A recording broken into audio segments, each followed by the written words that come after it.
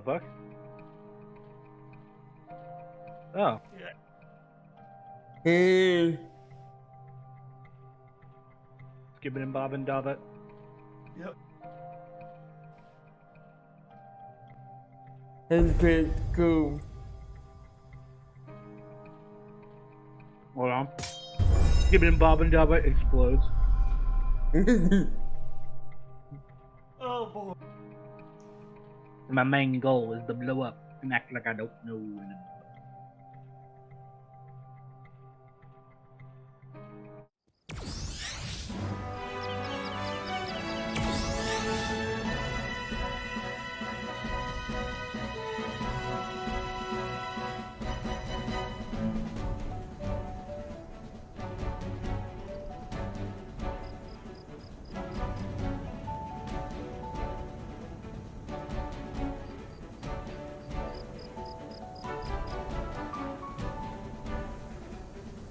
I wonder, there's a question, Bird. Yes. What? I wonder what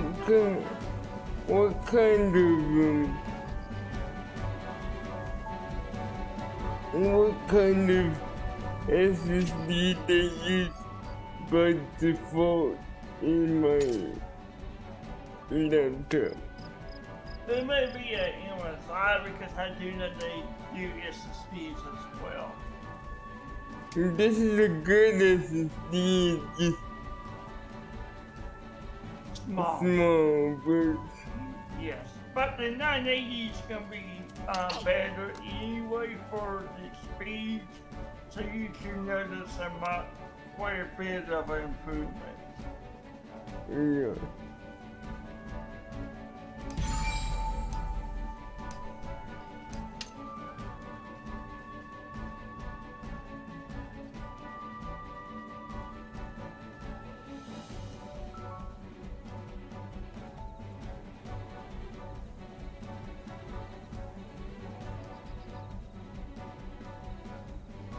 But yeah, cause I think it'll be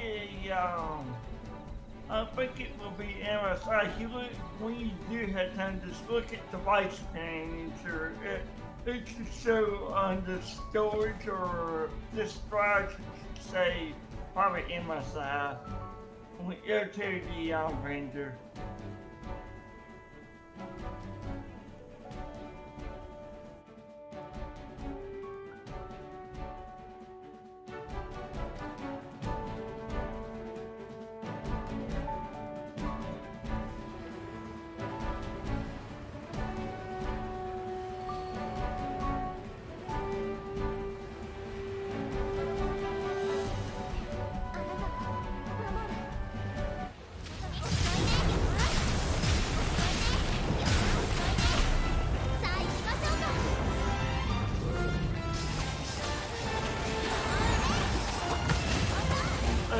Don't forget, we should start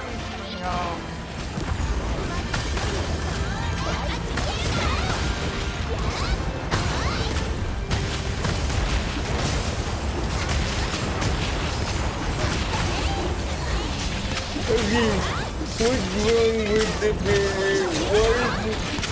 Why is this physically smooth as butter now?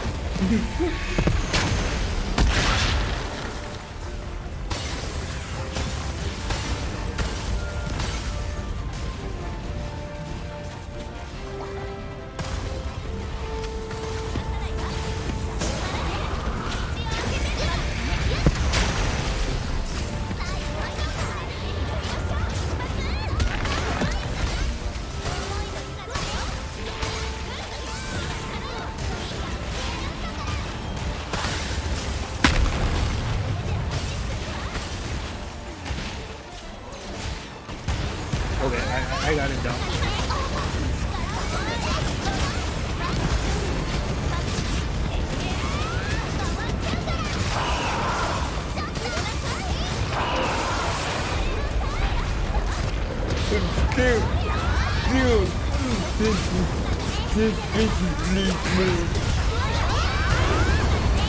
Very tough. Did it do silver maintenance?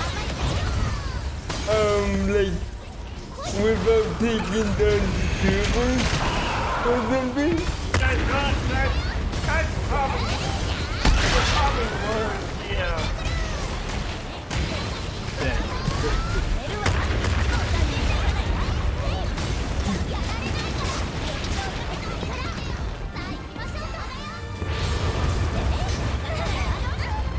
The server must have been burning up or something.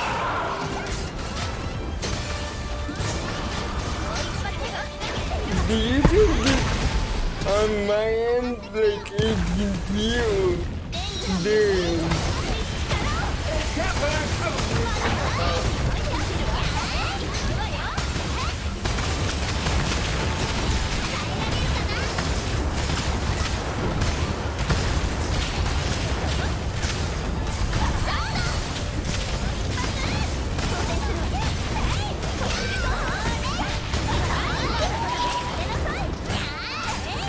Cause it's suspiciously smooth. I know.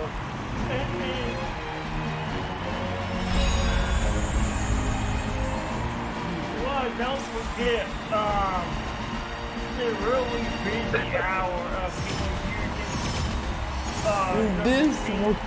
This would be peak hours for the game right now.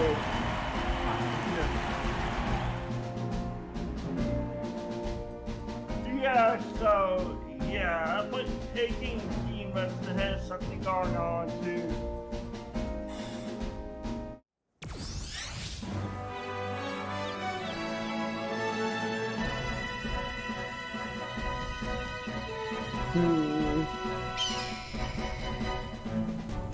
I'm glad it's smooth.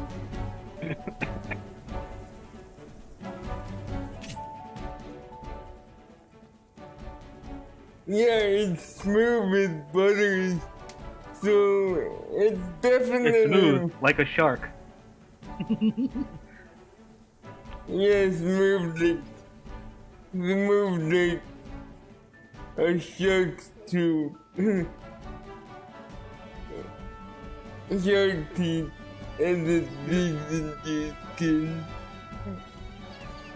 Well, yeah, they could have been doing cash cleaning too. That could be a thing as What's well. Cass?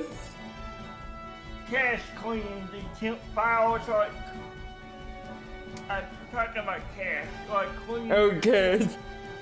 Yeah.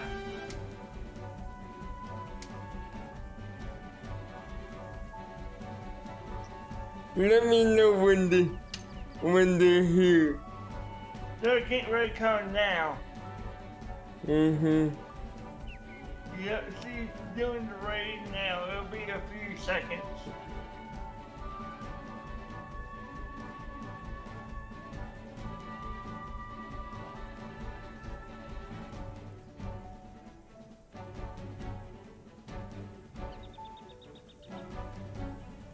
Okay, the raid just started and they're about to start popping in. Mm-hmm.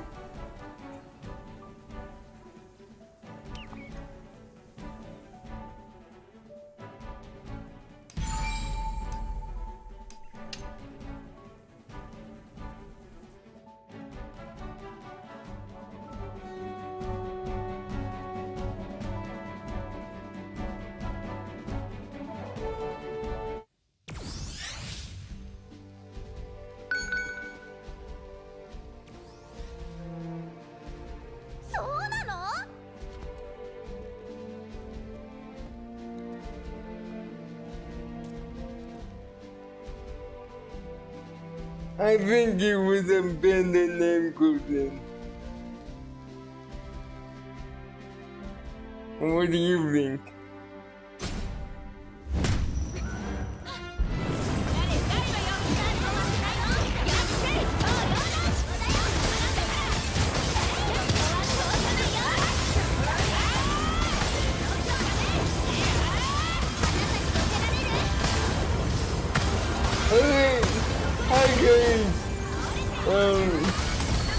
once again, thanks for the raid.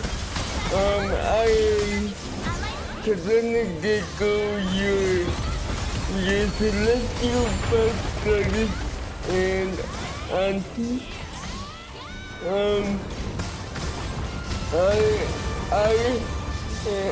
I like TV, and diagnosed with cerebral palsy too, and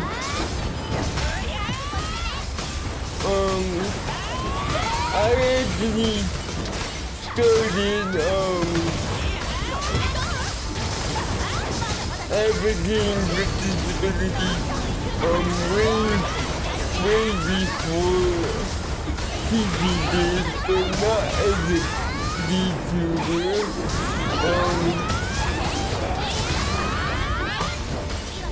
I like to think we have a running joke with who feels older. Cause it seems that we're fighting for disability support and nothing gets done. But in terms of content, I mainly cover the Japanese and Chinese things and look at it from a disability aspect. This particular game is Popular Protocol, and it's basically one of the hot games out of Japan right now, and it basically has everything you want in an anime MMO. As you know, Bandai Namco did all the Sword Art Online, so this is heavily inspired by Sword Art Online. As you can probably tell from the design of the outfit. In terms of my disability though, I also have limited use of my right hand, so I play games one-handed with very limited use of the mouse. I added an overlay for the keyboard showing all the keys that I use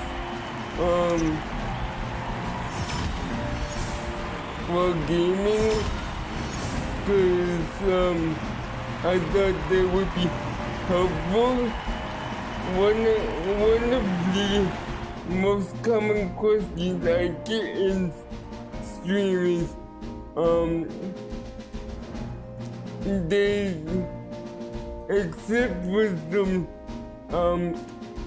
obvious parts from the way I play games, most people couldn't tell I have a disability, but I thought it would be a good idea to show the keys. Also, I've taken some of my group is called New Dawn Media, and we work really closely with TC and the other VTubers with disabilities. While you're watching my stream, you might notice bird here. Which also he knows TV real well. I met TV. Well, here's the basics. Here's how I met TV. Like, well, when I started graduate school, I wanted to do a project on VTubing and disabilities, but I did not know where to start. So I wanted to find another person that was a VTuber with disabilities and picked TV didn't know this at the time, but she was pretty dang famous on the official VTubers Reddit, and I was like, holy fluff, she has the exact same disability as me, cerebral palsy. I gotta get in contact with her. And so when she replied to me on Twitter, I legit broke down crying because, like, this was, meeting her was not only the breakthrough that I needed for my project, but also knowing somebody like her and getting in touch with other VTubers with disabilities would help New Dawn Media expand its horizons. Now, before I continue even further, I want to tell you guys about the origin of my group. Basically, I named it New Dawn Media because growing up, having a disability was very tough on me, and that represented a very dark time. And then one day when I was in high school, my mobile apps and game development teacher at the technical school program partnership that my school did with another school district. We had been my lab teacher and I have been become very close, and he knew it was about the time for me to seek out disability support from the state of Michigan, and he told me about the main agency, which over here in Michigan we call MORC, which is Macomb Oakland Regional Center. And the reason why she could relate to that is she had a son. His name is Nick, and Nick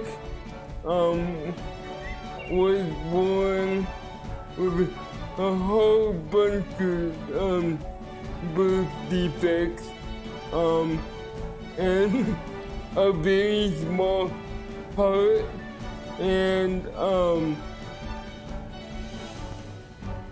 CP to a point, but he could still walk a little bit, but he had seizures as well, and they were really bad, to the point where Nick had to have part of his skull removed. And when he got to the age that you qualify for like state supports, they obviously did the intake with MORC, and what I would hear for the next half an hour would be the disability equivalent of a horoscope.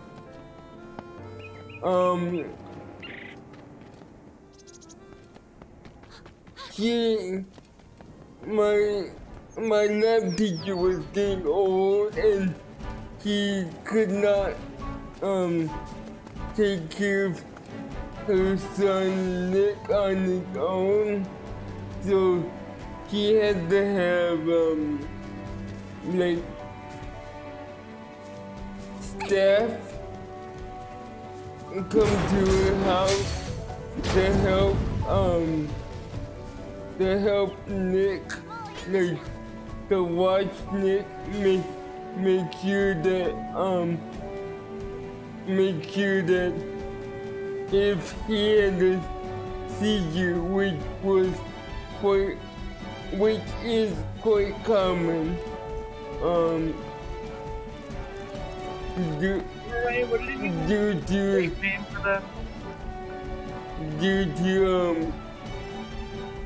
the birth defects, Nick,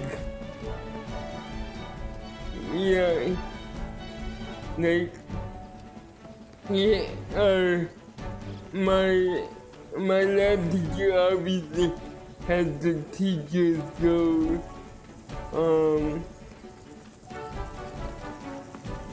but the problem would be that MORC's funding is repeatedly cut because of this common theme of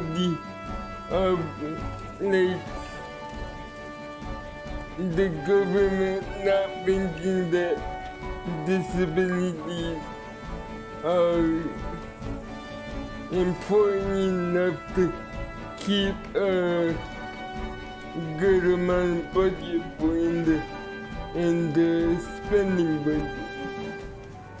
So the staff would just the staff that was hired was basically, I hate to say this, but basically and once again, I wish I was joking, but some of the staff was literally pulled off the street, and there would be this high turnover rate. So there were many times where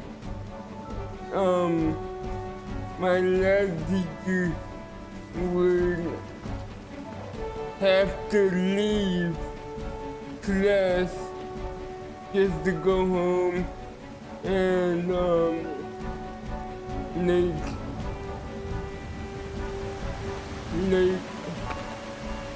make sure that her son was okay. Probably the most scariest time for me in that class was when she got a call that while grabbing some plates from the cupboard, Nick had a seizure and collapsed. And at that point, something hit me, and it was like, you know what, this is enough. At that point, I've heard so many horror stories about so many families and their children with disabilities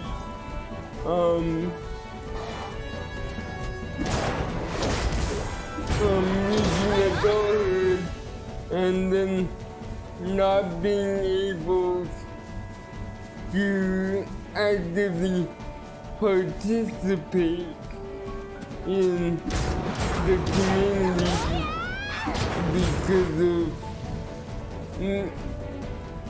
like an inability to like manage the priorities of getting the basic needs of managing a child with this severe disability. And I was like, you know what? I've had enough. I'm gonna do something about this. And my lab teacher was like, go for it. So I basically started New Dharmiya making MMD.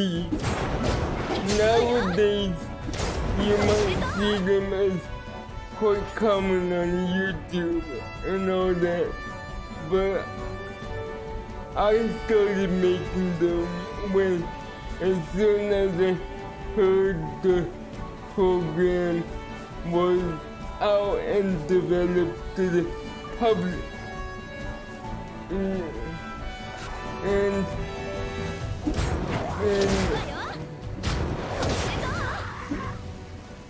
I know it wasn't like exactly a way to tie it with disabilities, but I was making a point, like I was capable enough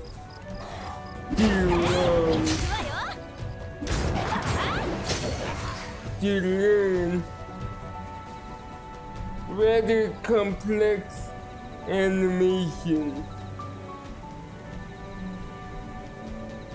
and enjoy it. So then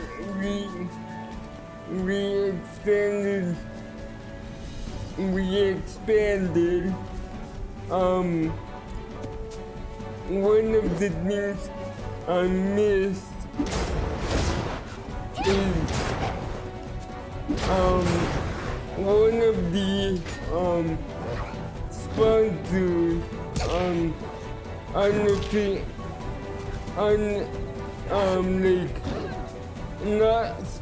not monetary sponsors of my work.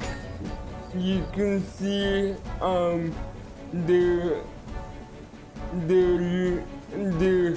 logo on my screen. They're basically the Vermont Hospital Center for Exceptional Families. And there's this exceptional doctor. Her name is Dr. Youngs, and she's a, what you call a physiatrist. And what her particular job is to monitor and basically monitor the status of chronic disability like cerebral palsy. And I've been seeing her since I came to the US.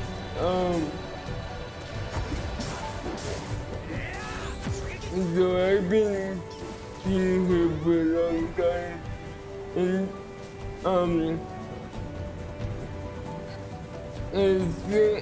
when I started making MMDs, I would show her, and she would be like, "Wow, you made this," and she would run over to her entire office, show everybody, and like that just made me so proud. But what she would do next would probably take anybody's breath away, but she literally said, "We've got a spare computer lab. Do you want to teach some of the little kids how to do this?" And I was like ecstatic about it. Cause back then I found a service called Shadow, and Shadow, they still exist today, but they unfortunately ran into some monetary issues during the pandemic. And what Shadow is, like, I don't mean to sound like a sponsor spot, but this is kind of gonna sound like one. It's basically, they let you rent a full computer in the cloud. So how we used it is the computer lab that Dr. Young uses New Media borrow had a bunch of old HP desktops, and anyone would know those don't have a dedicated GPU and a strong enough CPU to do complex animation. So what we did is we contacted Seattle and they were totally fine, totally happy to spin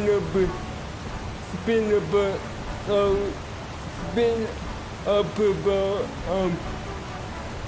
10 or 12 shadow virtual machines that we would stream to those HP PCs in the lab, and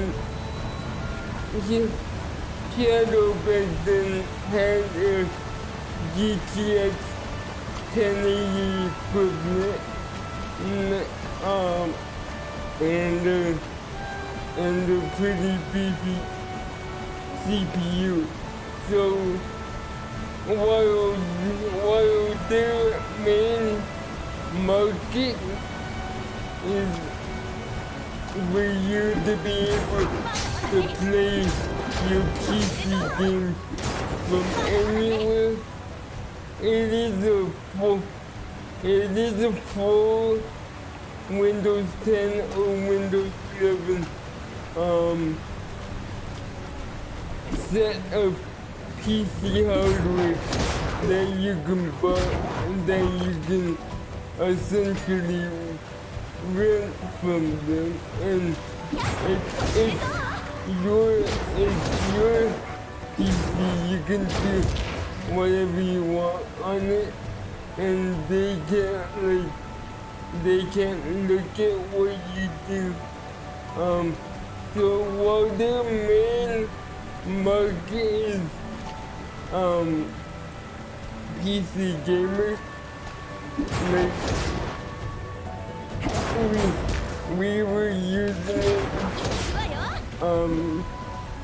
as a ways of access to provide disabled little kids with what otherwise would have no opportunity to do something like this.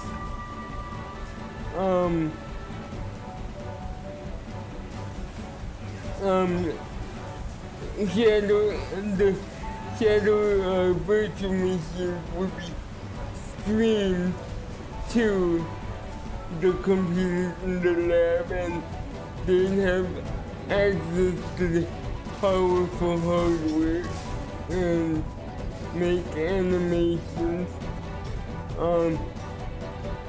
You can check my YouTube channel with some of the MMDs that they made. I still make MMDs sometimes when I'm not VTubing, but my main focus right now is VTubing, and I originally wanted to wait until TC could raid me to announce this, but some of you have already seen the announcement on Twitter. Michigan Rehab and Disability Support Services, who is another state agency that has supported me since the beginning of my undergrad studies, has essentially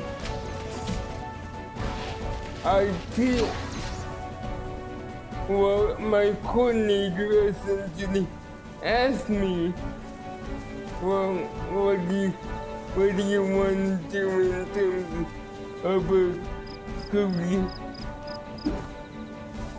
career? And I'm like, well, I've already got the foundation with what I'm doing with my group. I want to turn it into a company. And she's like,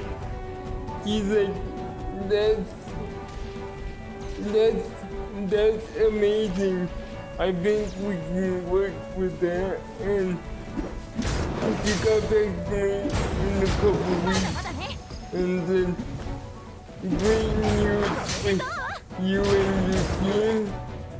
MRS will cover a portion of the startup costs for a physical headquarters for you guys. And I immediately went on my Discord server, and Bird will remember, I literally started crying. Right, Bird? Yes, he did. And I'm like, everything I worked for to this point,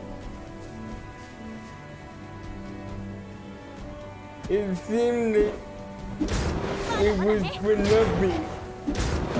But I mean,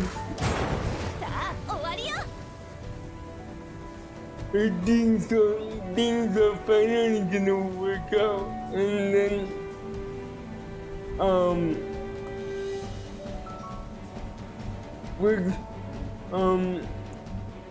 we're gonna have a small HQ to start with, but eventually there's gonna be Japantown in my area called Sakuranova, and the final HQ is gonna be planned to be near that area, and we just have plans for our first HQ and our final HQ, and both buildings will be totally wheelchair accessible with height adjustable desks, and something you might not know about Bird is he is a IT guy, so he knows that most of the New Dawn Media team is not in the state of Michigan, either across the US, or we have a lot of international team members too, so and he's very good at networking, so he's got a whole badass networking setup plan, and I was surprised when I first met him.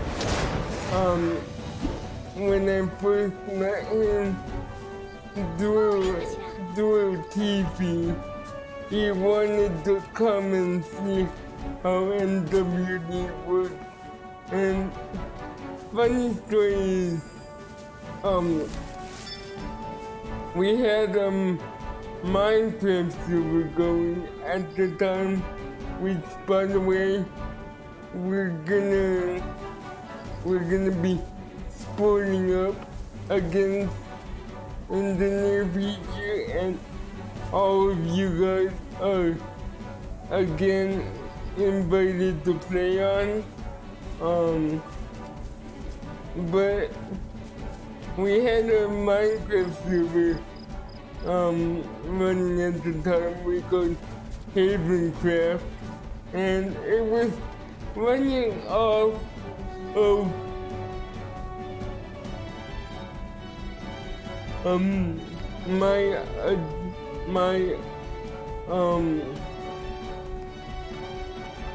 my adopted daughter's like old server setup, and when Bird came in, and you can chime in at any time, Bird. I will. When Bird came in, well, I'm just gonna let him explain it. Because every time we go through this, I end up laughing uncontrollably. Yeah. So take it away, Bird. No problem. Like Krzani said, we were dealing with Minecraft on that particular server, and what was going on is we were starting to have some issues with that particular server, with drives dying, disappearing, and all kinds of stuff. So I said, I will volunteer to donate my system to be able to run that, because I see what Kazani is trying to do with Ninja Media, trying to make it accessible, make anything accessible, games, including the Minecraft server. I wanted to donate my system, which was pretty beefy, still is, because literally, within 5 minutes of us moving the data across, that particular disk died completely. So I wanted to do something to keep it going, do something for the community to help out any way that I could, because I know folks that are disabled want to game, want to do stuff as well. They may be able to, they may not be able to. I want to do something to at least show my support, and I had the beefing up hardware, the connection to do it, so I said, why not? It's gonna be in good hands, and that's where I started coming in with the IT stuff. And Cause, you can take the rest of the story away as well. Well, basically my reaction was, if you're gonna donate like part of your PC to be a virtual machine to host the Minecraft server, the thing I'm worried about is I know computers like in and out like Bird does, and so does my adopted daughter Lily. We were both like, are you sure you want to do that? 'Cause that's gonna take a lot of bandwidth. And I feel especially bad if we had to share bandwidth with what you're using your computer with. And I did not realize he had a motherboard with 2 separate Ethernet ports,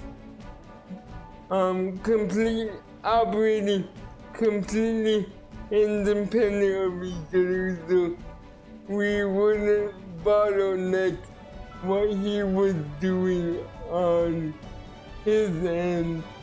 And what really surprised me is when he showed me his networking setup.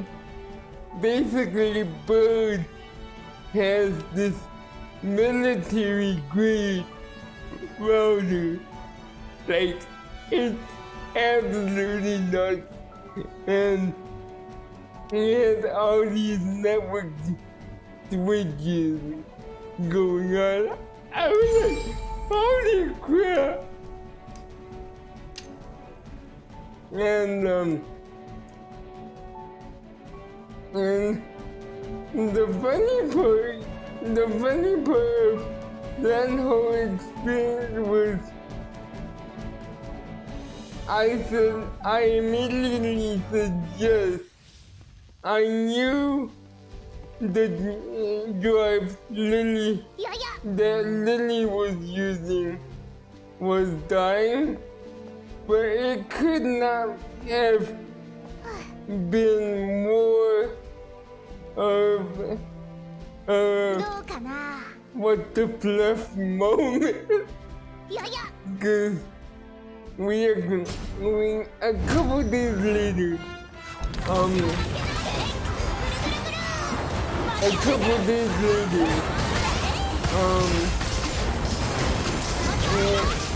we agreed to do the transfer, right? And then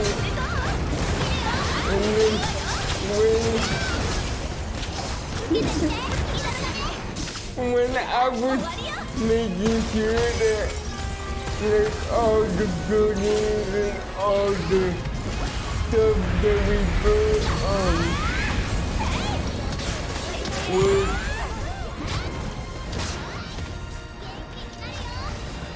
like safe and ready to transfer, suddenly the server started lagging real bad, and I was doing all these corruption errors in the server panel. Because in terms of the server management, we did all on our own using our own hardware, and we paid the panel software. And I look at the server log, and all of a sudden come out all these hallucinations. And I was like, I imagine myself looking over at Bert. I'm like, I give him the look, like he felt my look, and then I was like, we need to start migrating the server now. And I wish I was joking, but I'm not kidding when I say when the migration was all done, the SSD that stored the server on Lily's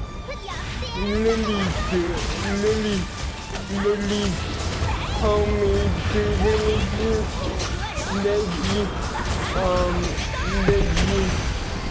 retired herself, the team to run the market, that SSD literally died the moment that the migration did. And Bert, how did you feel?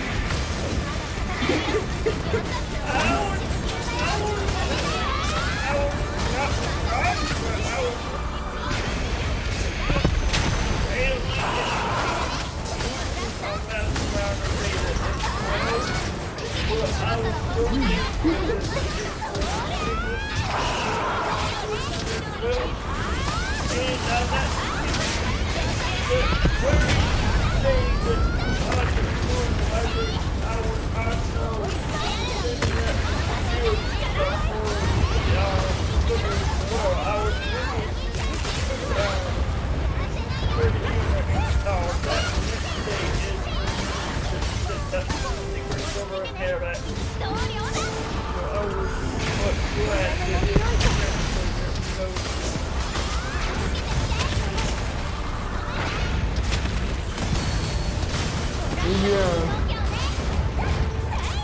not gonna lie, it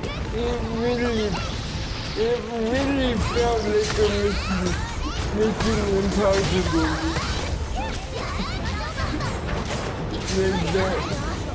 Like that I'm packing it. ticking time bomb.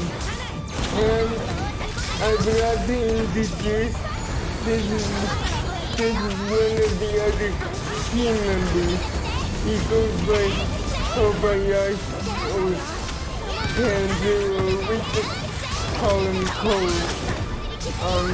Not my name. Again, This name is very. It's stuff now, but I am named. again, during my stream, you will most likely hear different team members coming in and out of my stream. We have about 10 to 20 members. Over 40 if you count the ones that are not in the Discord server. Why don't you know the number? Because I tried to get them on Discord and they don't want to. That's understandable. But yeah, like a large portion of our members all have disabilities, but not all staff have disabilities. Some members do not have disabilities, but they relate to the struggles of having disabilities because of siblings or some other family member.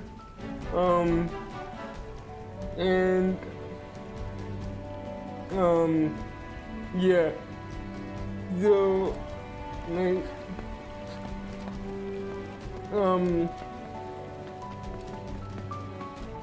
yeah, so anyway, when we get the Minecraft server back up, you guys are all invited.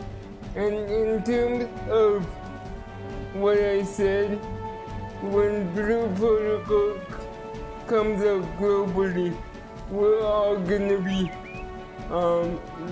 Utah Media will all play on global, and we're gonna make a guild that will be open to anyone but have priority for, we're obviously all of us at NWD will be there, but we will have priority joining for the VTubers with Disabilities group. And I've already tested with some of my Japanese friends who have button mouses like Tiffy, and the buttons are recognized. So Tiffy, sis, you'll be fine playing this. You'll be fine playing this game. And it does support a variety of controllers. So like even Sakura could play, because there is an auto run feature, and she could probably use that auto run along with controller and the lock on button, and like play this game. So in terms of accessibility, accessibility lens into this game is very, very accessible, and in terms of the story, the princess you meet in this game has developmental and social disabilities, as well as being almost completely deaf. So he has to walk around with her night everywhere, and you become like you and your partner fast become her loyal companions. As the story is the princess gets killed in a future timeline, and you're gonna send back in time to stop the demon army from invading and like killing the princess, because she's kind of the heart of the planet, and if she's killed, the planet goes to absolute hell. So there is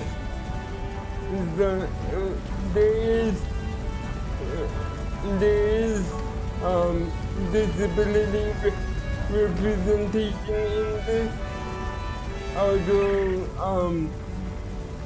although the game doesn't make it that clear, but anyone who plays the game can definitely tell that the princess has disabilities. So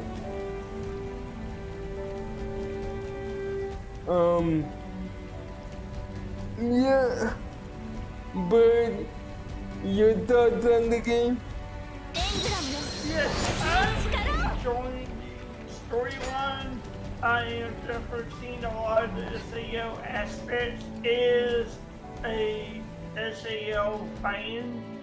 I'm seeing stuff that reminds me of the anime as well, which has even some things like campfires in the game, different areas. So you will see some similarities. When I see that hydrate redeem, I will hydrate this. But continue talking. Sorry for interrupting. No problem. But yeah, this game is very interesting because of the SEL style. This is like one of the closest things we've seen to a full SEO experience. This game definitely has a lot of SEO inspired elements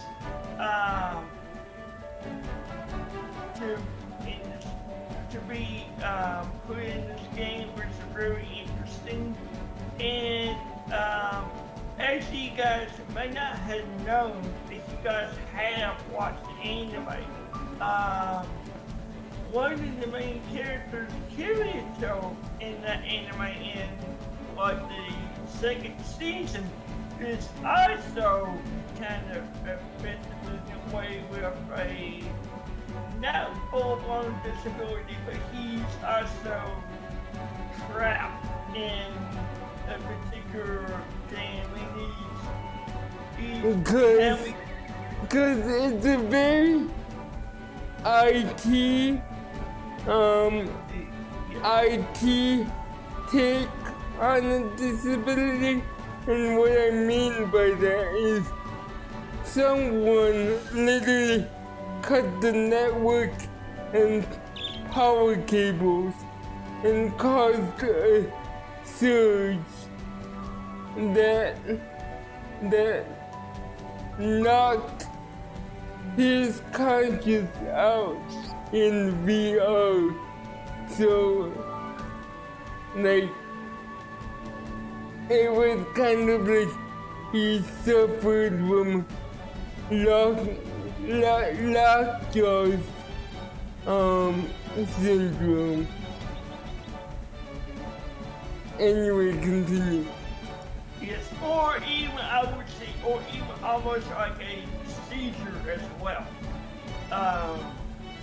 Yeah, it was kind of like when I saw this game had elements of that in it. Like this is the closest thing to a full SAO experience.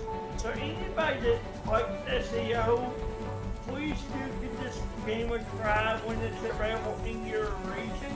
I know there's people that play this game. Japan is the first region that's open, so if there's any Japanese people in chat, please do try this out, or in that area, please do try this out. But when it does come to your particular region, please do check the game out. I am very interested in playing this myself. And as a matter of fact, I do have CP as well. So CP, me, Taj, and me all have CP, so we can relate to a disability aspect in games, which I'm glad to see a game like this have. Also, you can find so many funny bugs in this game, like Yes. and that girl right there was just in the middle of massive lag spike. That is not supposed to happen when you one leg on your mouth and shooting volleyballs. That is not supposed to happen. So. Yep. Yeah, but if anybody does want to check out some clips, Carson Needs got some clips on the channel with this game as well. So if you do want to check out some of the funny moments, a couple of them have been put on the channel, so you can watch those if you guys are interested in funny moments from this game's storyline with Buzzer or anything like that. You can check out those clips as well. But I am very interested in playing this game myself when it does release in my particular area. Which global will come out next year. But in Japan, the initial ban wave. Oh God, I better talk about that. I'm laughing now. I'm laughing. Please. Yeah. Please Okay. talk about that. Okay. Now, the initial ban wave that was going on with this game, even Japanese players that shouldn't have been banned have been because And the reason being that the server was overloaded to the point where it would just shut down because so many people would want to come in and those that got in most of the time were bots. So they decided they needed to turn the anti-cheat way up to like purge level. yeah. So, And, Bert, continue. Terminator level, like, you're going to die. yeah, so and basically, here's the thing. It would not ban your account. It would actually ban your machine. So No, we encourage- your Windows user account. Yeah. And it would also ban your network card as well. We found that out doing some digging because we want people to be able to play this game and we want to help out in the community, and so we decided I literally typed the close to 2-page thing full of information on how the ban works and posted it on the English community for No Protocol Japan Reddit. It was literally like 2 pages long. I found out so much. yes. Anyway, continue, Bert. Yes, like Kazami said, she did find out what was going on. I was there helping her as well. We're trying to figure this out because we want people to be able to play this game. It was so weird. Yes. And if you look, the Blue Protocol, like, I wouldn't even call it a bandwidth. I pretty much call it Bandai Namco set the NTG to purge mode. And it's like the horror movie. It was bad. People were to the point of even giving up on this game altogether because of that.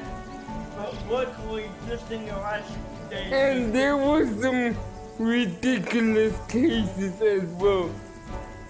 And one, I'll report on 2 of those cases. One relates to America, and the other relates to a brother and a sister. So the first one is a Marine and two Marines, they're both brothers, stationed at Okinawa, US base.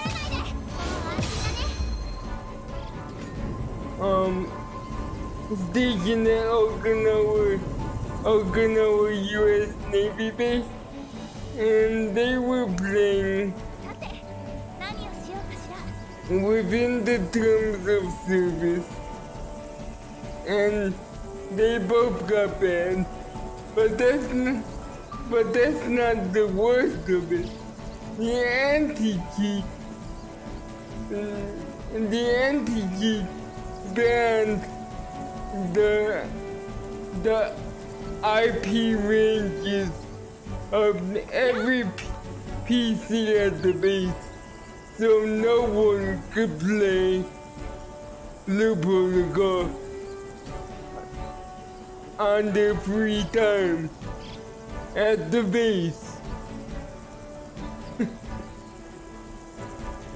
And the second really ridiculous case was on the second wave of the purge bans by the entity. They banned a brother and a sister playing from the same house, 2 PCs next to each other, and when they contacted Bandai Namco, Bandai Namco gave the most ridiculous answer you could ever hear from any company.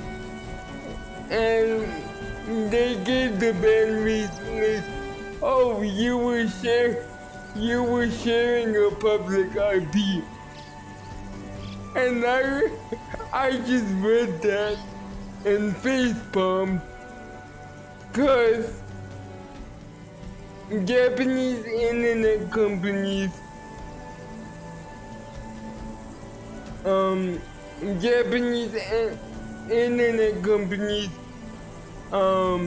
work like American ones, in which each house or installation uses a single public IP. So I was like, duh. If two people are playing from the same house, they're obviously gonna share a public IP. So that was ridiculous.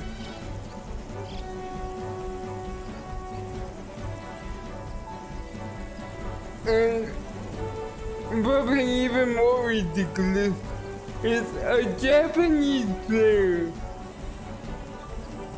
A Japanese VTuber was streaming on Twitch. He spent about $400 equivalent for a challenge on stream to see if he can get a S-rank mount.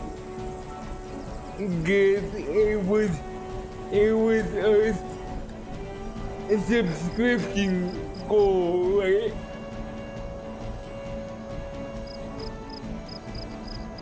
And guess what? It's not long after she started doing the gotcha pose, she got banned. Imagine that. Being Japanese, living in Japan your whole life, and the TOS saying No, that service within Japan and all that jazz. Imagine following TOS and still getting banned. And the worst part is it happened on her stream.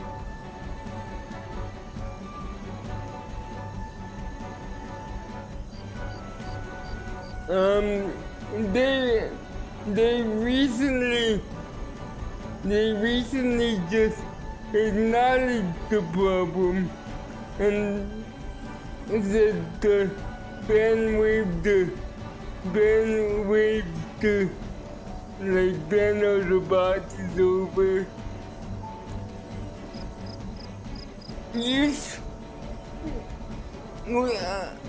I can't wrap my head around this because you should have said something and had a system in place 2 months ago when you set the entry key to basically indiscriminately ban. Like,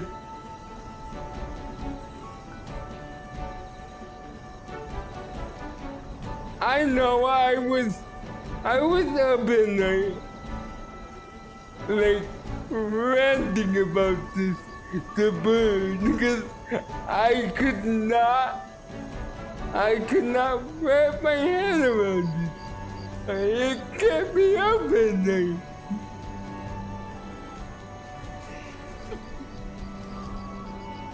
But Yes, I do agree. It's an IT guy. This is not a good way for a particular company to act because it's literally going to be bad PR and bad for the company because you're gonna lose quite a bit of your player base. And by the way, you mentioned PR. I am a communications / new media / PR major. So this rubbed me the wrong way in all the wrong places. I was pissed off, whatever you want to call it. I was livid. Yes, and for anybody that's doubting that, I can vouch for that here in this first game. So, yes.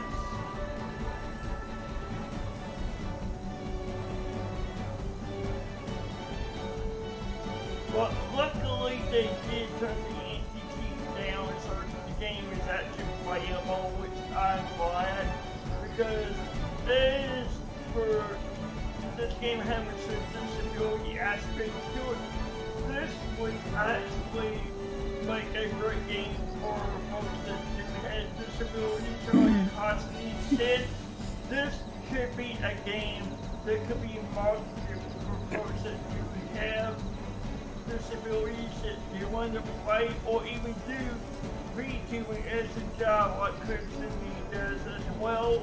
So this could actually help spread more awareness for the disability community, which I appreciate. Because you mind taking it from there? And I find this hilarious and appalling as well for a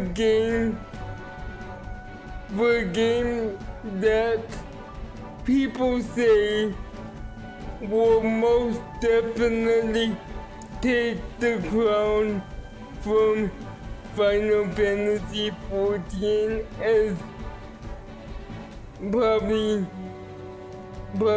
the most sought after MMO. Like, this could not have gone any worse for a Final Fantasy XIV killer.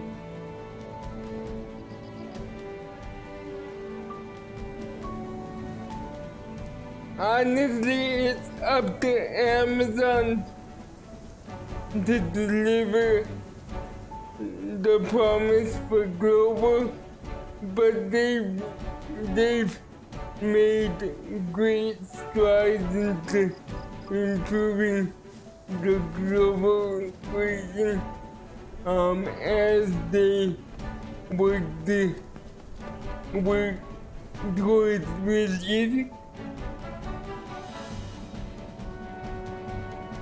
releasing it, but I feel like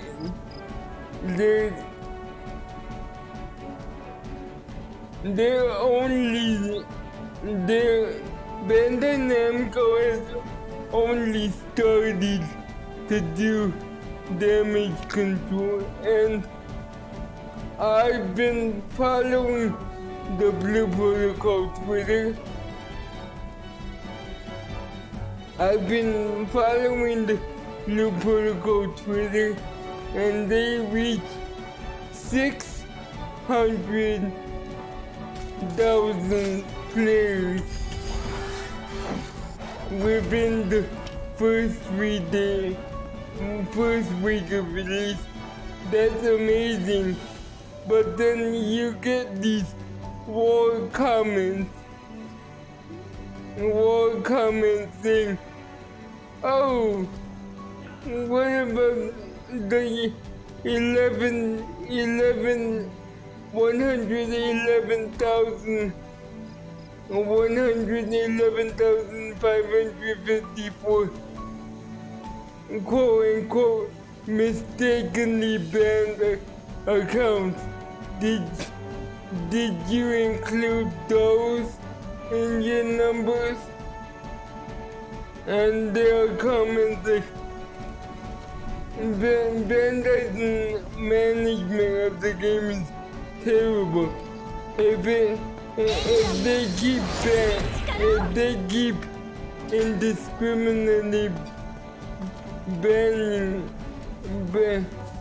letting the NTG run rampant, we won't have a Final Fantasy XIV killer. And then there are outright people that are mad. One of the comments even said,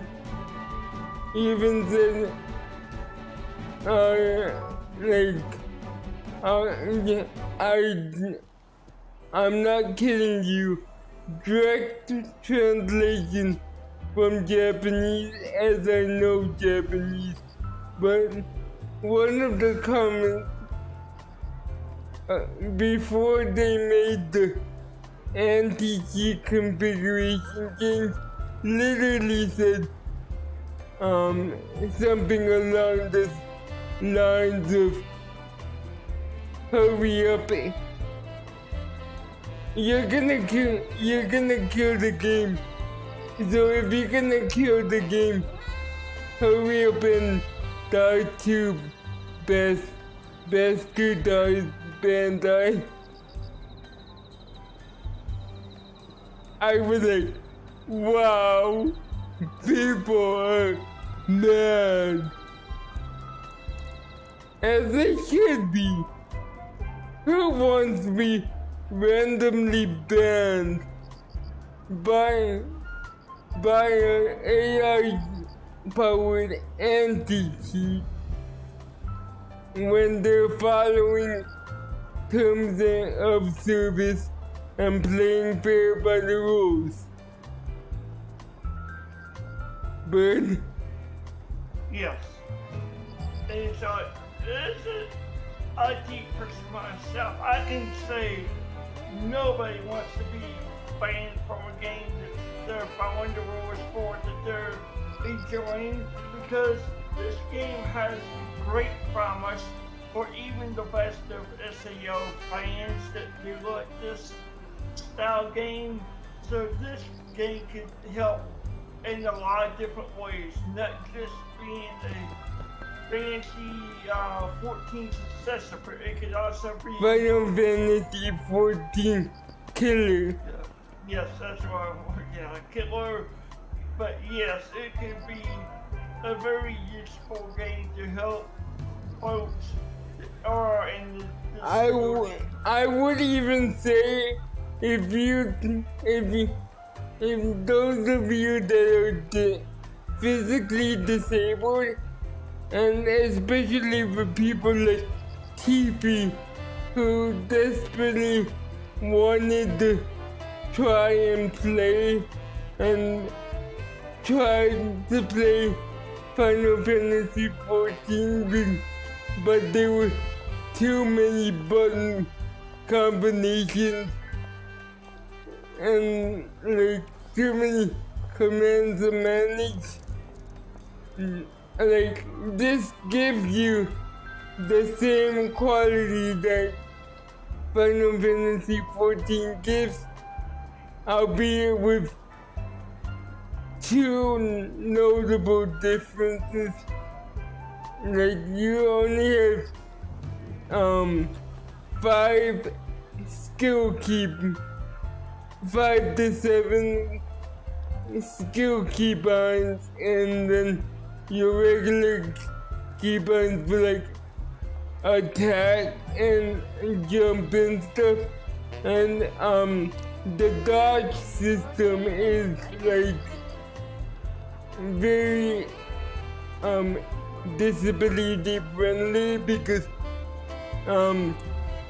you can double press a direction to dodge. So yeah, I say if you wanted to always play a Final Fantasy, but you felt shut out by the sheer lack of control accessibility, Blue Protocol's your game. Yes, and Colin, I do agree with the comment you very made. Yes, you should not let your AI mod go ham on the fandom because And it should be noted that the anti-cheat that they use for the Japanese version is called XGen code, and XGen code is actually banned in Europe and the US because set to the highest setting, the XGen code basically at the highest setting, if set that way, base the AI assisted ban on scanning your entire system, like, and that is a privacy concern. So I will say right now that you do need some way to find the Japanese IP, like a gaming focused VPN, and you need to run anti-tracking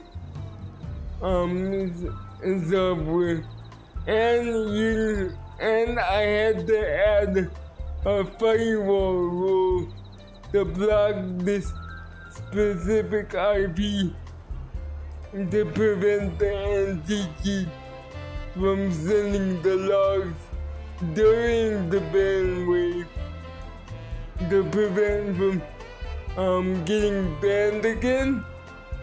Because how it works, and Bert explained this, is it doesn't ban the account. The soft ban bans your Windows user account, and when you get the soft ban, it's 010169, and that ban is essentially located in your app data folder that is tied to your Windows user account. And that ban is a flag file that tells the anti-cheat, do not let any Bandai Namco ID that is logged in with this Windows user account to play the game. So people were just like, people that got banned from the game by mistake just kept creating accounts and following the steps that Bandai Namco provided, and they would get flagged again and again and again. I heard of somebody that tried to get so-called unbanned 27 times, and each time he would log into the launcher 01069, and the computer account has been detected for a violation of TOS when he when he didn't even do shit against TOS. It was absolutely nuts.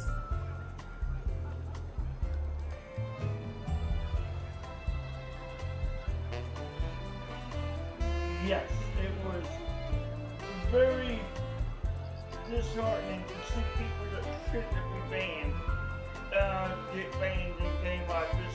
There could be such a very great game for the community to actually use. But I'm glad Amazon is doing the game for the US region, which does fare much better, and that will be a much better game because of that. Well, to be fair to Bandai Namco, after 2 months, they finally said, "Oh, we made a mistake. And we're gonna turn down the anti-cheat, but we're not gonna ban the accounts that were banned previously. You can just create a new account." I know some people that got the 50 within the level 50 cap within 2-3 days, and then got banned because they did not turn the NTC up until the third or fourth player after release, and it was, I kid you not when I say this, literally like the Purge. Thanks for that redeem, Tippy. Cause Tippy just put in a redeem for Redeem for what? it looks like stretch. Okay, I will stretch.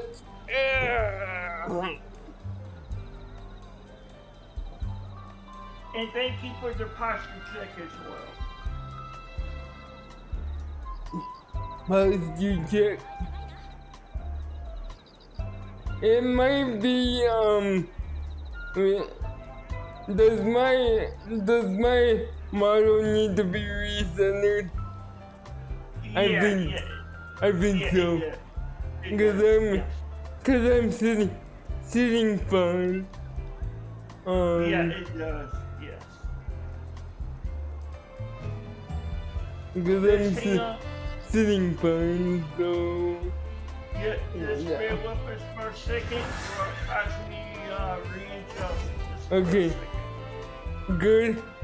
Yeah. Yeah, much better. Good. Thank you very much for that redeem of the posture checking stretch. Thank you very much. So it's absolutely ridiculous how the game started off. And even more ridiculous, let me show you what's even more ridiculous. Let's go to the cash shop, shall we? The Rose of School. Alright, Tiffy, enjoy your dinner.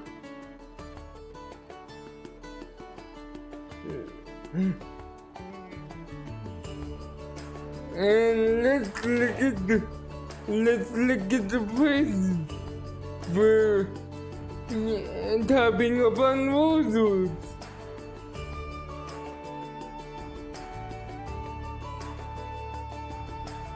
Absolutely ridiculous. Because Alright, Collie.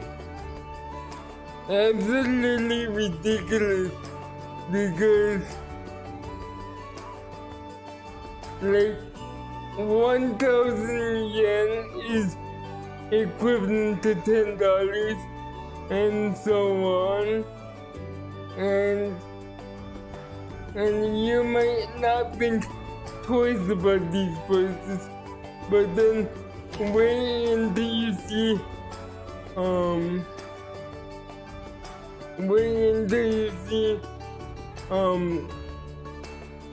what the prices on actual stuff are. Yay! For the large commemorative packages, it's basically $45, and these are not even outfits. These are just underwear for $20 equivalent. And even more disastrous,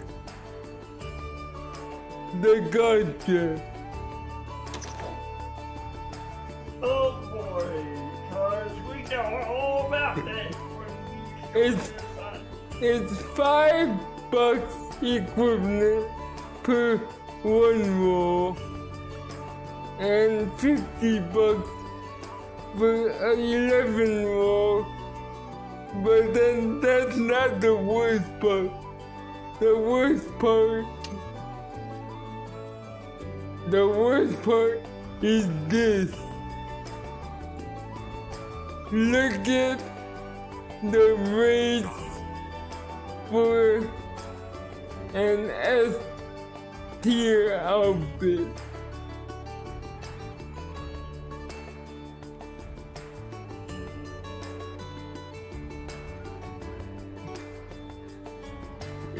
It's absolutely abysmal. Abysmal.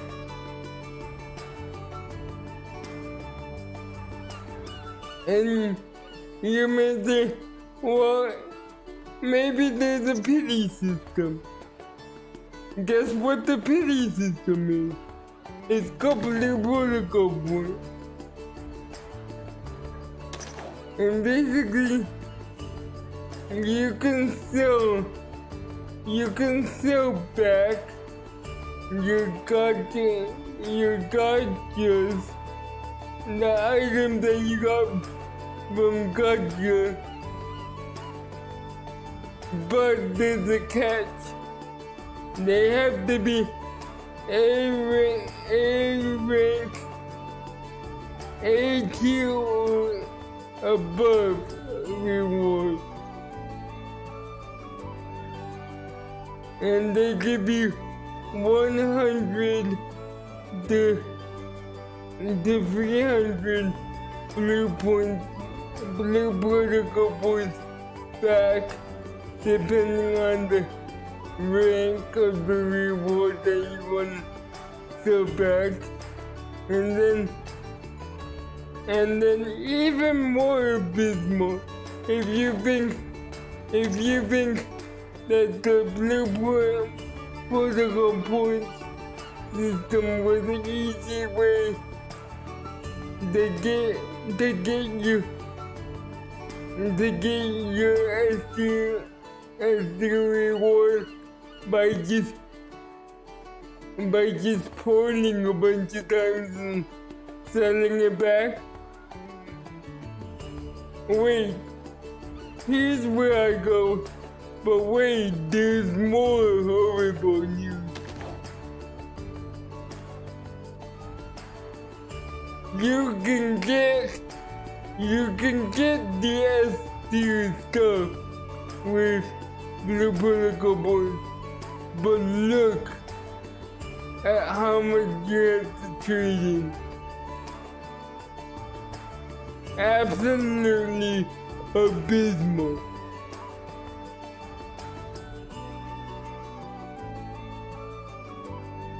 Now, Amazon confirmed it will not be like this for global release. And thank Flipping Goddess.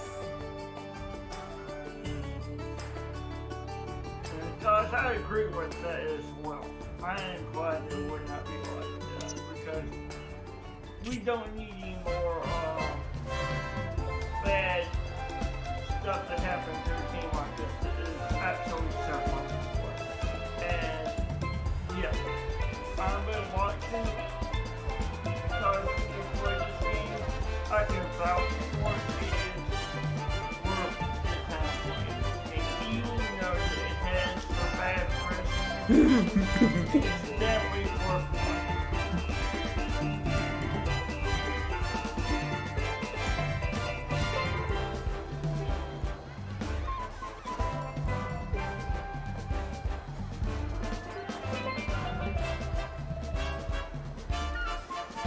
Oh boy, the frame rate.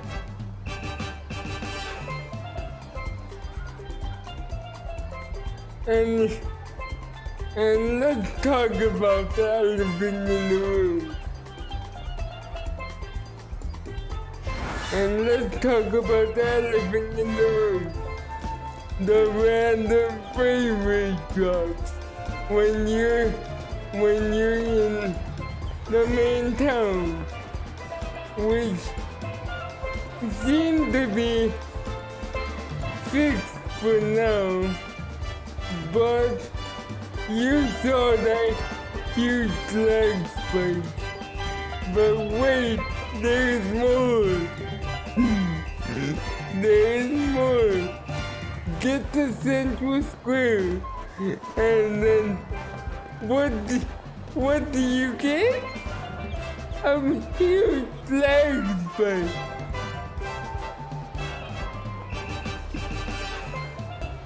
Get to Central Square and run to the Guild Ops Center, and what do you get? A huge lag spike. But there is a good upside to this game.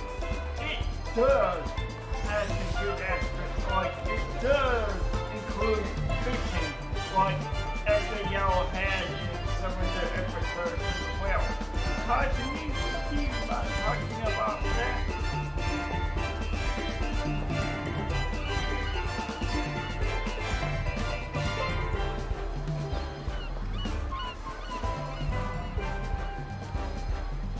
And Kelly, I'll have you know that this new laptop I specifically bought for VTubing and game streaming. It's got a 14-core processor, and it's an i7, and it's one of the good i7s. And this thing's got a full 3070 in it. And there are people with like the super high-end i9s and the AMD Ryzen CPUs with 4090s, and the frame rate can still take down to 40, sometimes the cinematic 5.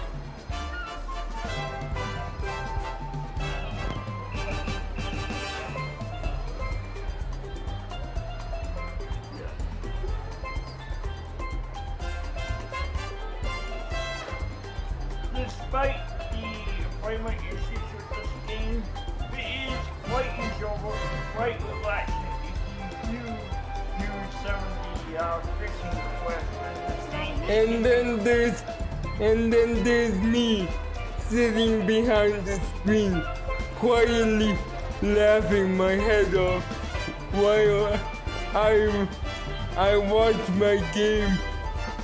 I watch my game go from smooth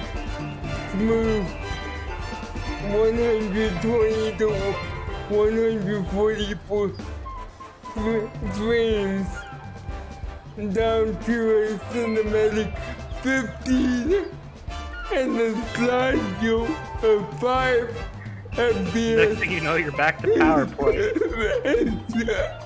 As soon as I get in the main hub town, which is Astralead, you can say it's Astralead has astronomical lag.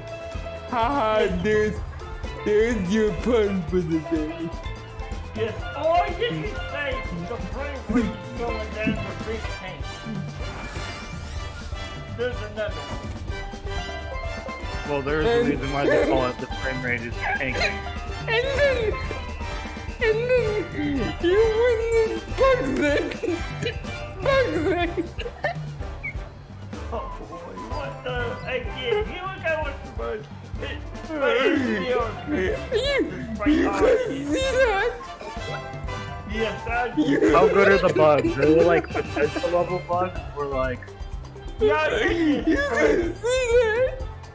this is fun. That's all. They're not bad, this is fun.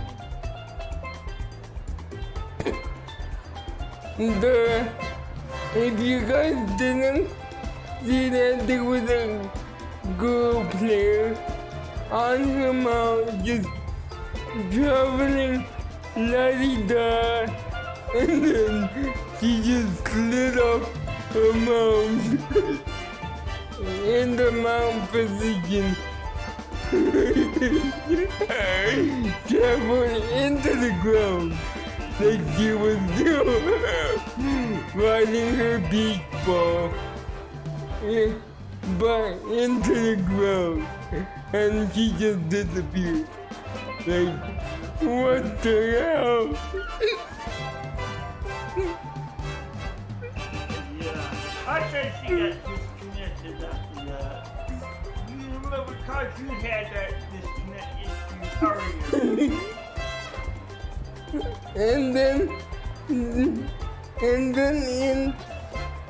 And then I've seen players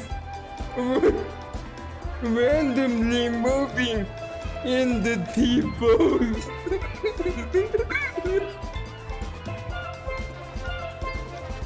Like, it is bad.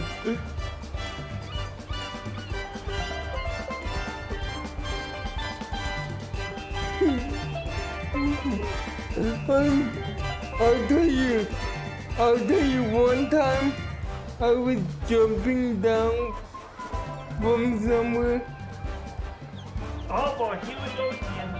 I was jumping down from somewhere and I got my character stuck in the middle of the air. And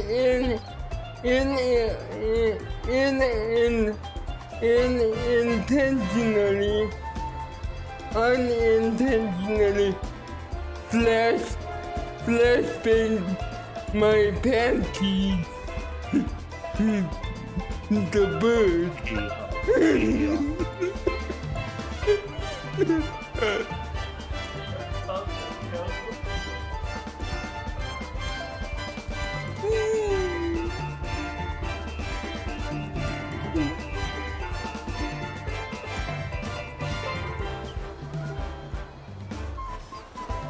And then there was another time where I jumped, and you can see the frame rate just tanking now, just randomly.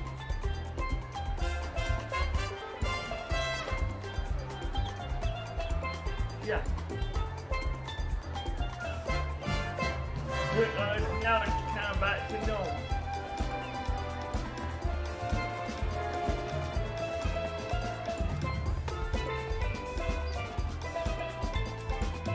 And by all means, this laptop is a balls to the wall high-end system.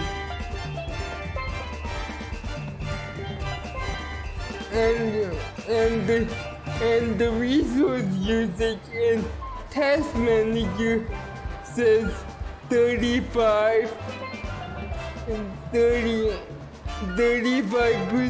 CPU and like sometimes 28% RAM. So the system's not being packed at all. It's just a game. And you can see there was a humongous lag spike there. Oh my god. And the hub towns in this game are just so horribly optimized. Once you get outside of town, watch.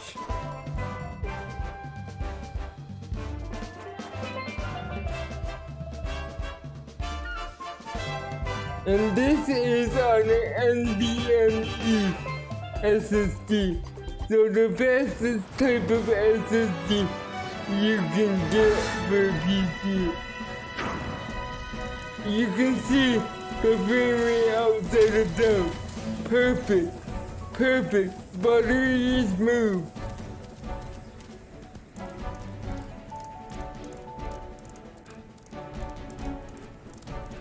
Buttery smooth.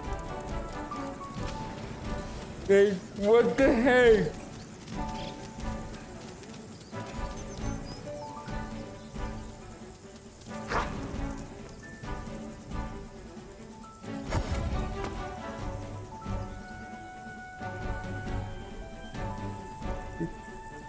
Buttery smooth. Like, what the heck?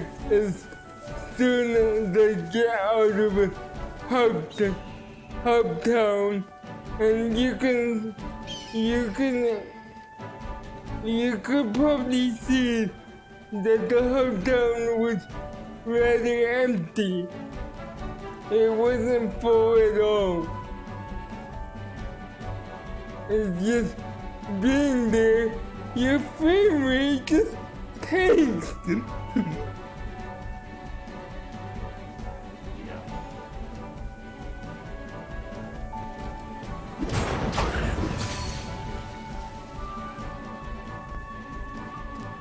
I don't know why. It still puzzles me. Why?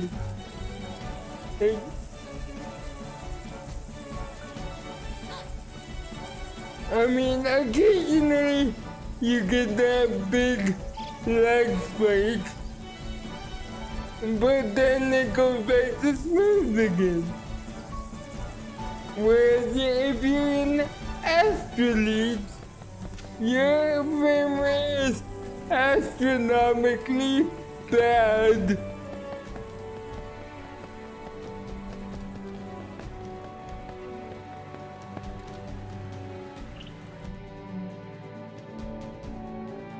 And by the way, I did upgrade the RAM in this from 16 to 64 to do all my VTubing stuff and animation stuff. So this is, and I'm getting a new Samsung 980 Pro SSD because the SSD in here is good, except it's only 500 gigs, so I have to play the worst game in the history of the universe, which is install and uninstall roulette. It's not fun when you're a person like me who uses a lot of programs.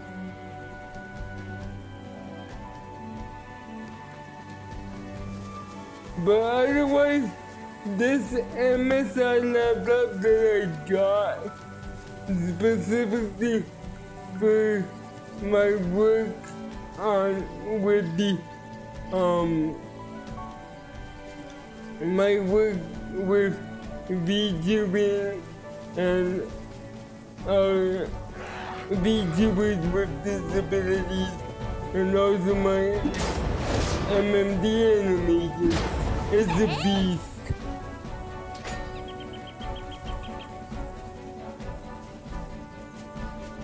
And you can tell it can run the game just fine. And this is like max settings. And as soon as I get into any hub town, it doesn't have to be Astrally, but any hub town.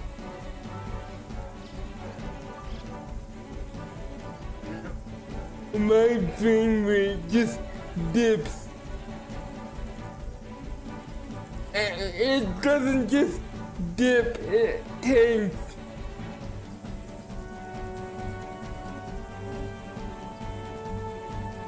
And I can turn it down to low. It'll look like absolute dog shit. And still run like crap. But as soon as I get out of the hub towns, it's like butter. I don't understand it. I don't understand it. And neither does Boo. I do not understand it fully, but I do suspect there are either some objects or some actual graphic stuff that is in the HUD cameras that is unique to that. And that's the only thing I can think of. It baffles me how Bandai Namco has rendered this game so far. That's why I'm hoping Amazon does make the best. Well, Bandai Namco still develops the game. Yeah. They do, but it's on Amazon authorization. So I'm expecting Amazon to handle it much better.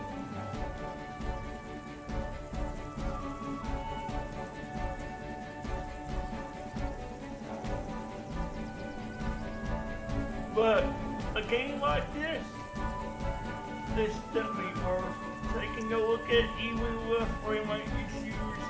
But I'm sure that this is just the beginning of the game's issues at the very beginning. But I'm positive that this game will actually be really playable. Like, if you look at this game, it's so pretty. Yes. It's so pretty. Yes.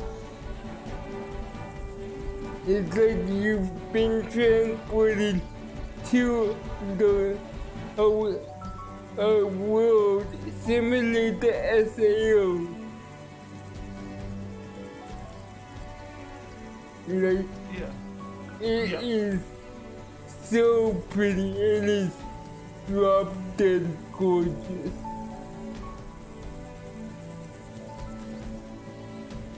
Okay, cuz, Colin brought up Maple Story. That's an interesting point since Colin just brought that up.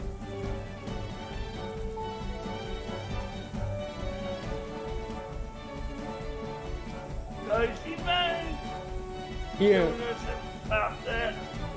yeah. Maple Story. I know about that. I got memories. And yes, there was a chest spamming issue, but as you saw back there in Astrally, there was next to no people there.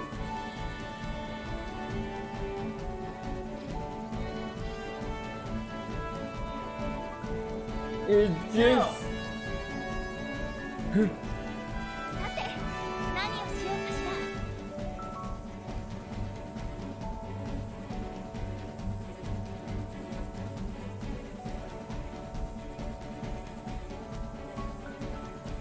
But yes, of course, this is not the only game that has framework issues.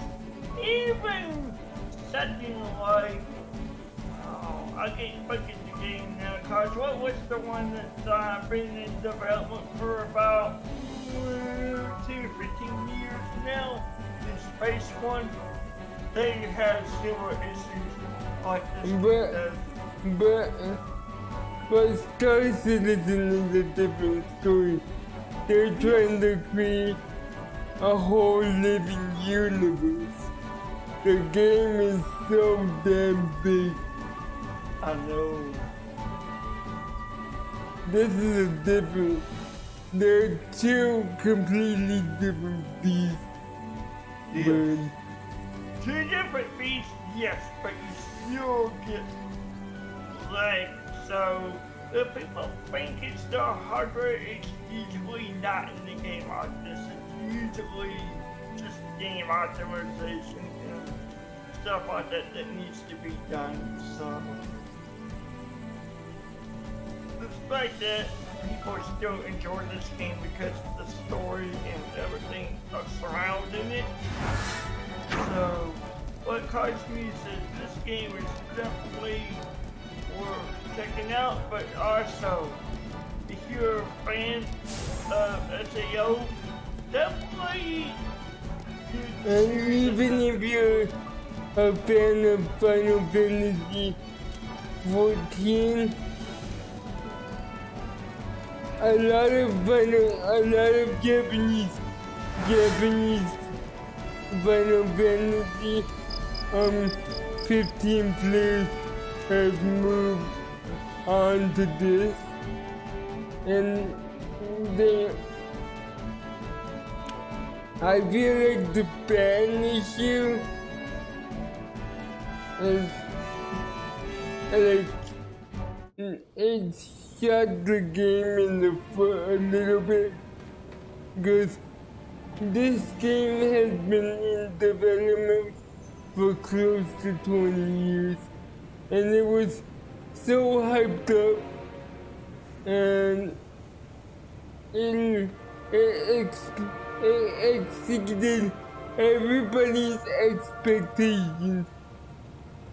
Blue Protocol is such a good game, but this anti-cheat ban issue, even though it's over, the damage from it is like blood.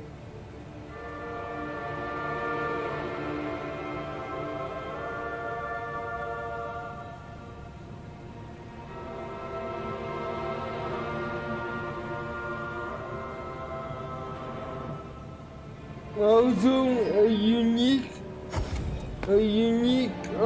aspect of the game is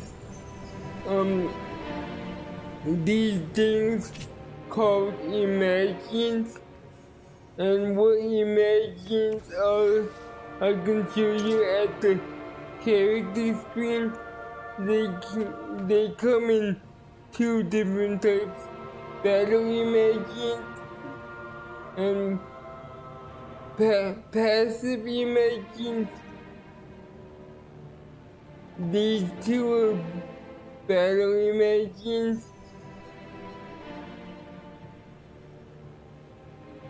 You can basically you collect spirits by either beating area specific mini bosses that appear from time to time, or you can collect their spirits from chests in certain locations, and then, like, I'll show you.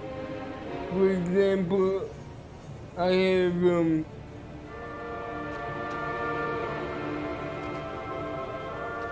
I have this imagine, which is a cat that buffs me by reducing the damage taken, and then this is one of the best imagines you can get in the game, which is 部屋の何用意 the mystical imagine it summons a temporary dome as long as you're within it you can't be hit.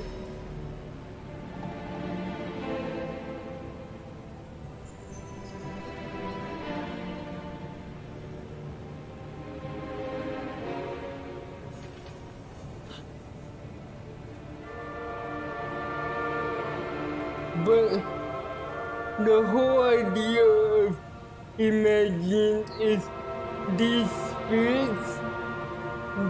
spirits that you obtain and defeat become part of you through your imagination. Which I think is pretty cool. Yes, hence the word imagine. That's why they call it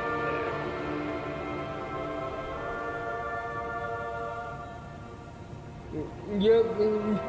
Take care, Kelly.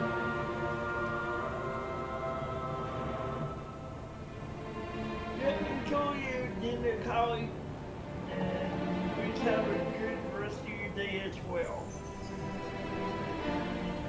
And there goes the fairy. It did again. Yep.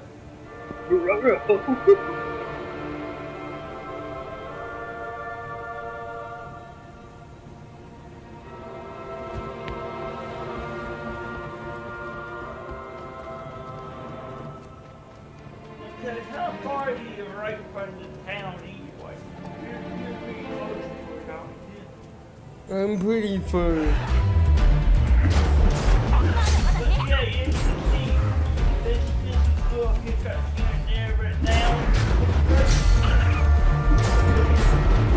rain. You never know what's gonna happen. The worst of it is definitely まだ倒れない前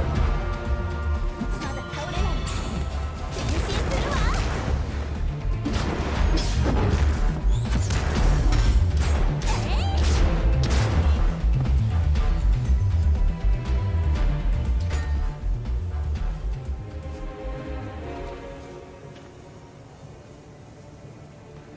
But yeah, I have been streaming for a while, so and it is about 11, yes. and we've been streaming for about 2 hours and 15 minutes. I'm gonna call it here for a stream, but hang on, I'll find somebody to read.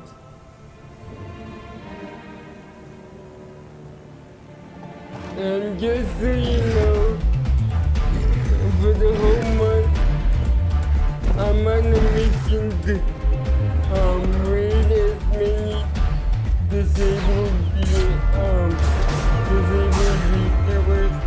as possible. So,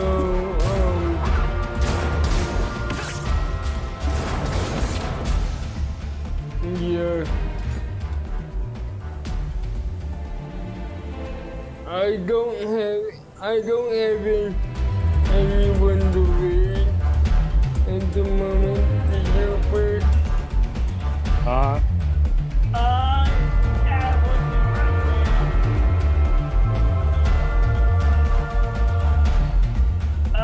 At the moment, I do not see anybody online from the disability group card.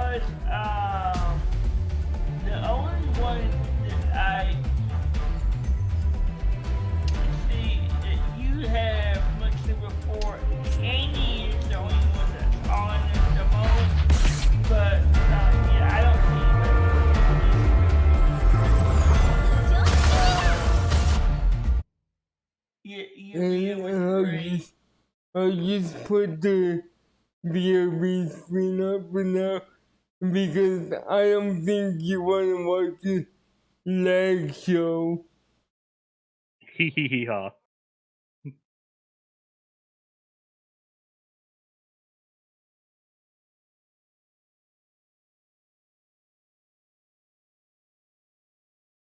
Oh, Mia's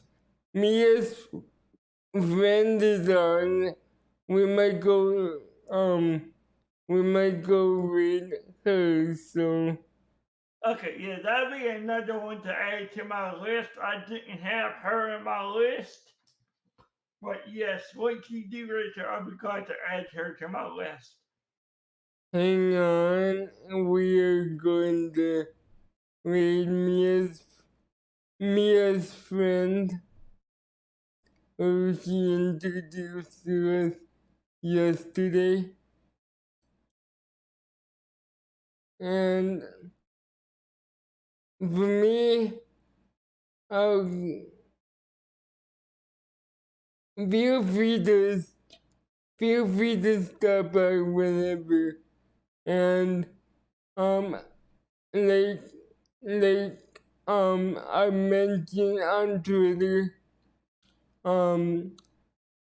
New Dawn Media's Discord is called Aki's Burrow, and it's always open. The invite link is on my Twitter profile, so feel free to join if you guys want. But hang on tight for the raid.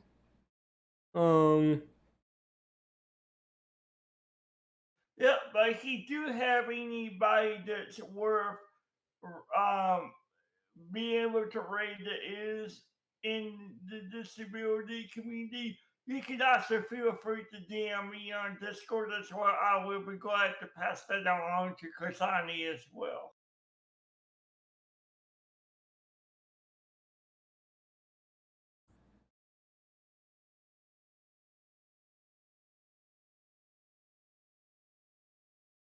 And we'll switch over to the stream ending screen.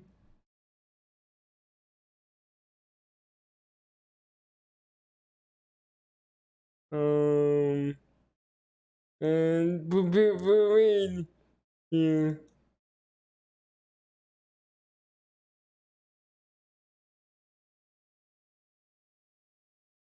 AKT. Sorry, that kind of slipped out. It's okay, Cole. Big KT. And see Me, you in me the looking next at one, European Road guys. Network.